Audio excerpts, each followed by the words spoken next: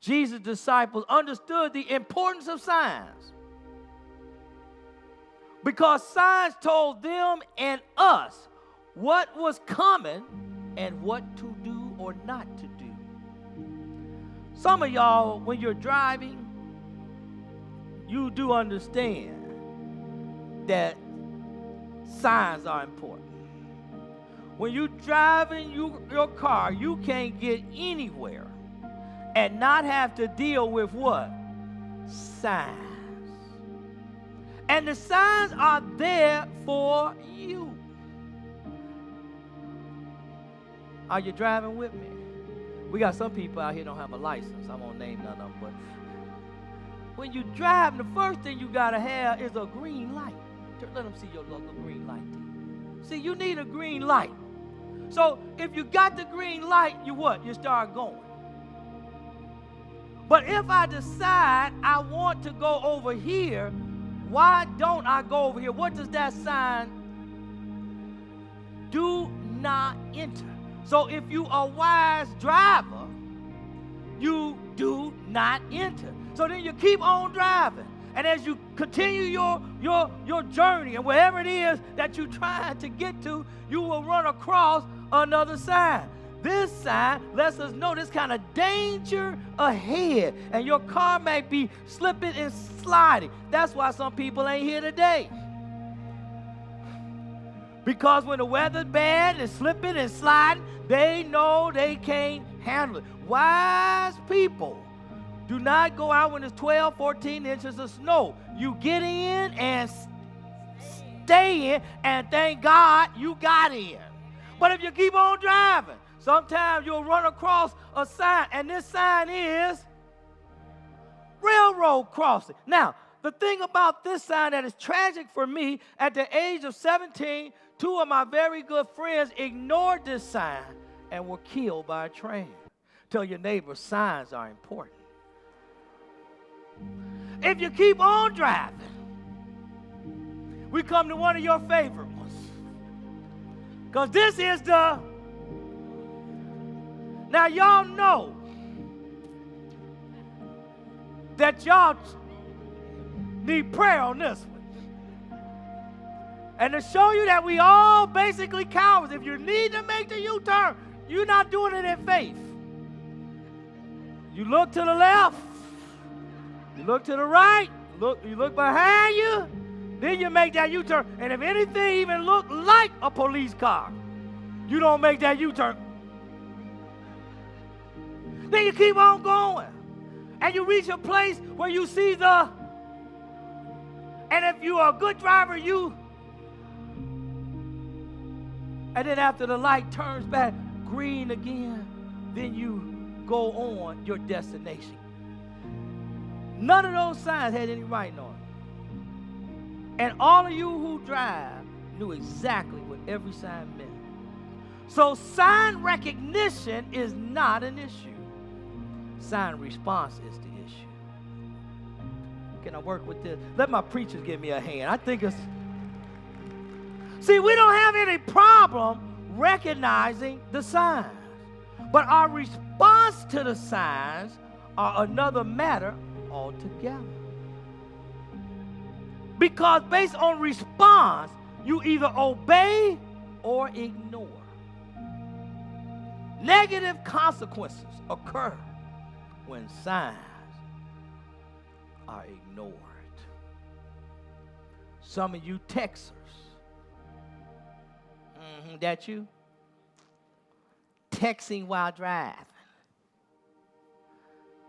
I just need to let them know. It's going to take another minute. And then, of course, the next thing you know, then you are in a accident. Now, because my job is to help you kind of with life and to have future, most of you can't drive without texting. But you're not supposed to be texting while we tend to ignore signs because they are for other people. They're not for us. Because in the major areas of life, we get signs. Oh, yeah, I'm getting ready to get in your house, open the door.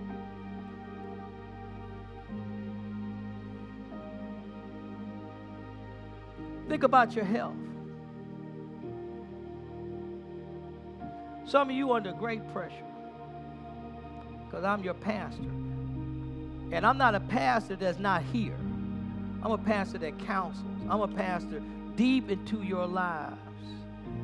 Some of y'all under enormous stress in life. And the way that some of y'all deal with it is you eat more. Gaining weight. Sometimes when I see people putting on a lot of weight, I know it's a depression is underneath it. They're not feeling good about life. They're not feeling good about themselves. And so they eat. Well, why they eat? Because food don't talk back. Food is good. It tastes good. It agrees with you that it's good. But the next thing you know, when that sign is ignored, the next thing you know, there's a stroke. There's a heart attack.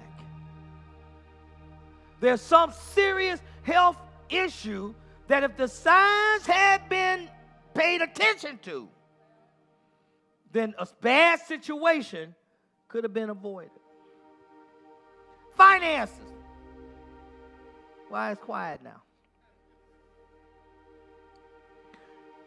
Some people spent money before the recession like it's going out of style. They spent and spent. Some people were spending money on 2 incomes like they had 3. In the delusionment, the disillusionment that the money was just going to keep coming in. And then the recession hit. One lost their job or both lost their jobs. No savings. No emergency monies. Gone. As the scriptures say, great was the fall of it.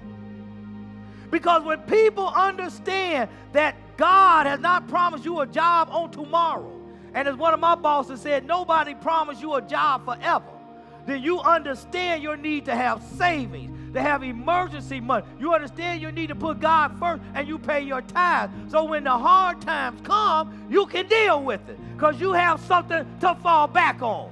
Am I making some sense up in here?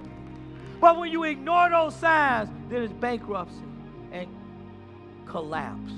Many times when I'm counseling in marriage, the problem ends up doing with the money, ladies and gentlemen, big time. The money causes huge problems. Jesus' final coming is preceded by these signs, some of which are visible now: the fall of Jerusalem, the spread of the gospel, the cooling of love in the church, the state of the world, chaos. Know what he says in my text verses, in verses 4 through 8. He said, watch out that no one deceives you. Many will come in my name claiming I'm the Christ. They'll deceive many. You'll hear wars, rumors of wars. See to it you're not alarmed. Such things must happen, but the end is still to come. Nation will rise against nation. Kingdom against kingdom. Famines and earthquakes in various places. All these are the beginning of birth pains. I know there are many of you saying, well, this has always occurred throughout history, these things. And you are absolutely correct. These are general signs that have occurred throughout history, but in the end time, they increase with intensity. It's like when you turn the eye on your stove, you get the flame. And the flame may start low, but then the flame escalates with intensity. And that's how the end times work. All this stuff will be happening, but it will be happening in a much greater intensity than ever before, because we are now in a world of flame. War, including civil wars everywhere. Just look at what's going on in the Ukraine today. Yesterday it's Egypt and Korea and these other places. Famine and pestilence. Africa, India, fighting in the Middle East. The breakup of our society. A society today that no longer relies on the Word of God. A society that says whatever I think is right is right. That's how can a marriage work? How can a society work when everyone does what is right in their own eyes? This is the standard. The Word of God tells us how to live our life and to have our life blessed.